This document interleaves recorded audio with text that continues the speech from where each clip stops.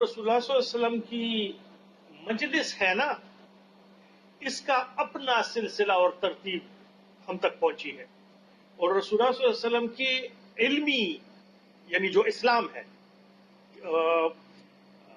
علمی اسلام جو ہے، قرآن ہے، حدیث ہے، فقہ ہے، وہ اور طریقے سے ہم تک پہنچی ہے، اور رسول اللہ صلی اللہ علیہ وسلم کی مجلس بھی کنٹینیوس ہم تک پہنچی ہے۔ اچھا،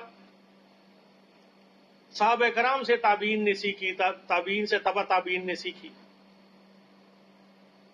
جیسے جیسے زمانہ دور ہوتا گیا، ویسے ویسے ایسے لگا جیسے کہ یعنی صرف مجلس میں بیٹھنے سے وہ فائدہ نہیں ہو رہا جو کہ پہلے لوگوں کو ہو رہا تھا۔ تو انہوں نے کہا کہ ہمیں اب، اور وہ فائدہ کیا؟ فائدہ یہ نہیں کہ وہ آسمانوں میں اڑنے لگے تھے، فائدے کا مطلب یہ ہے کہ ہر وقت اپنے ہر عمل میں اللہ یاد نہیں رہنے لگا تھا،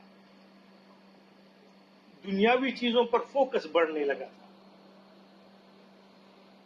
حرام اور حلال جو ہے ان کی طرف یعنی اتنی تیزی سے ذہن نہیں لپکتا تھا جیسے کہ پہلے لوگوں میں ہوتا تھا۔ تو پھر جو بڑے بڑے لوگ تھے انہوں نے کہا کہ اب اس ذہن کو اور اس باطن کی صفائی کے لیے اب کچھ اور بھی ہونا چاہیے۔ تو پھر انہوں نے مجاہدات شروع کی۔ نفس تمہیں کسی چیز کی طرف مائل کرتا ہے، اب نفس کو ایسے ٹرین کرو کہ اگر تم دنیا کی کسی چیز کی طرف مائل ہو جو کہ شریعت کے خلاف ہو تو تم اس سے اپنے آپ کو روک سکو۔ تو نفس کو اپنے قابو میں کرنے کی ٹیکنیک سیکھا دی، دنیاوی ٹیکنیک، کہ نفس تمہیں کہے کہ میٹھا کھاؤ تو تم ضد میں آ جاؤ، تم 10 دن تک میٹھا نہیں کھاؤ۔ اگر یہ 10 دن کا وعدہ تم نے اپنے ساتھ توڑ دیا تو پھر 1 مہینے تک میٹھا نہیں کھاؤ۔ اگر 1 مہینے کا وعدہ تم نے توڑ دیا تو 6 مہینے تک میٹھا نہیں کھاؤ۔ ایگزامپل دے رہا ہوں۔ تو انہوں نے مجاہدات ایڈ کیے مجلس کے ساتھ۔ پھر انہوں نے نہ صرف یہ کہ ہیپ ہیزرڈ ایڈ کیے، بلکہ انہوں نے یہ ساری بات بھی لکھ دی کہ یہ قرآن نہیں ہے، یہ حدیث نہیں ہے، یہ فقہ نہیں ہے، اس کا اللہ کے رسول نے اس انداز میں کرنے کا حکم نہیں دیا ہے، یہ ہم اس مقصد تک پہنچنے کا راستہ لوگوں کو تھوڑا سا یعنی سمجھا رہے ہیں، آسان بنا رہے ہیں، اس لیے کہ صرف شیخ کی مجلس میں بیٹھنے سے وہ فائدہ نہیں ہو رہا جو کہ ہونا چاہیے تھا، جو کہ صحابہ کرام کو ہو رہا تھا رسول اللہ صلی اللہ علیہ وسلم کی مجلس میں بیٹھنے، یا تابعین کو ہو رہا تھا صحابہ کرام کی مجلس میں بیٹھنے میں، یا تبع تابعین کو ہو رہا تھا تابعین کی مجلس میں بیٹھنے سے۔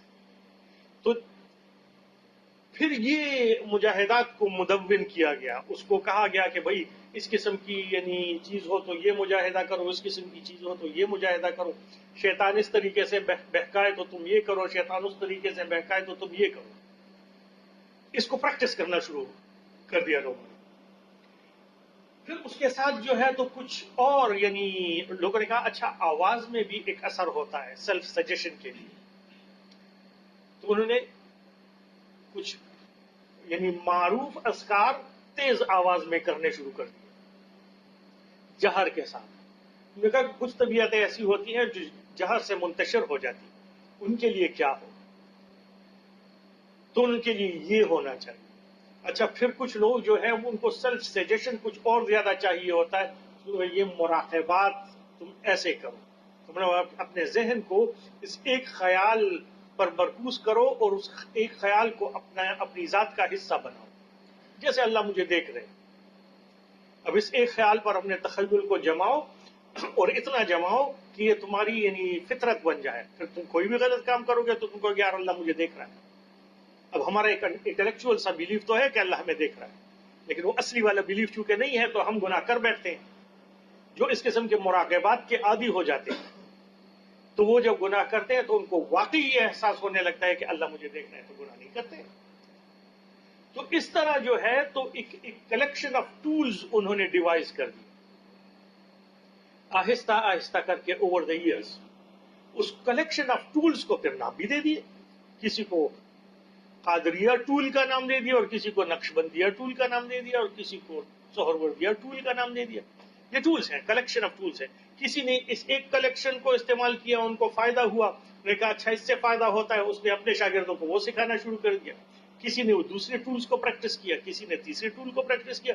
مقصد سب کا یہ تھا کہ اللہ نے جس کام کے کرنے کا حکم دیا ہے اپنے نفس کی یعنی ریزسٹ کرتے ہوئے وہ کام کرو, اور نفس کسی گناہ کی طرف مائل کرے تو اس ٹیمپٹیشن کو ریزسٹ کرتے ہوئے اس گناہ کو مت کرو. ایم یہ تھا. یہ ٹول جو ہیں یہ فن تصوف ہے.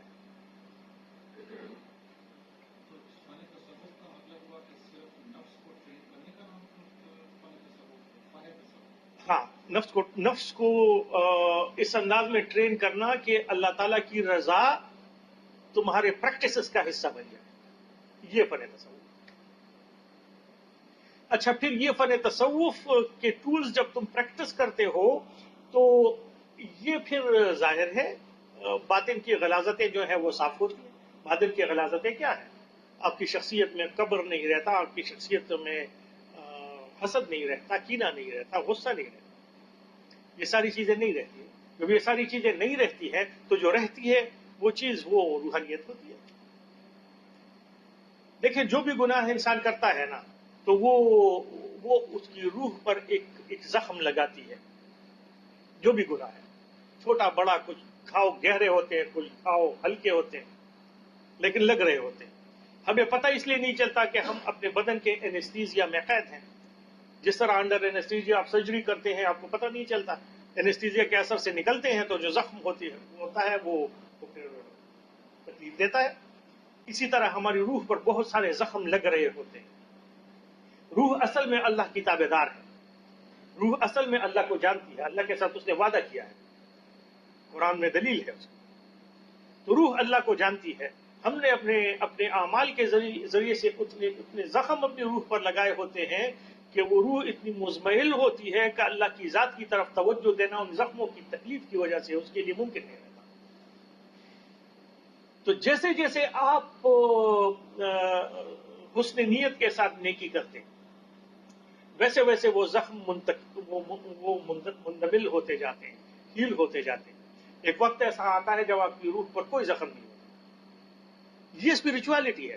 روح تو آپ کو نیکی کی طرف راغب کرتی ہے, روح تو اپنے اللہ کو جانتی ہے, روح تو اللہ کے رسول کو بھی جانتی ہے. اسی لیے تو روح سے پوچھا جائے گا کہ یہ کون ہے. اللہ کے رسول کو سامنے کھڑا کر کے روح سے پوچھا جائے گا کہ کون ہے. اب اگر وہ اتنی مزمحل حالت میں ہوگی, اس پر اتنے زخم ہوگی, اتنی یعنی اس کی تکلیف میں ہوگی, تو روح کچھ اس کنڈیشن ہی میں نہیں ہوگی کہ وہ کہے کہ من ربوں کا ہوں. مجھے کیا پتا, میں اپنی تکلیف میں ہو جاؤں.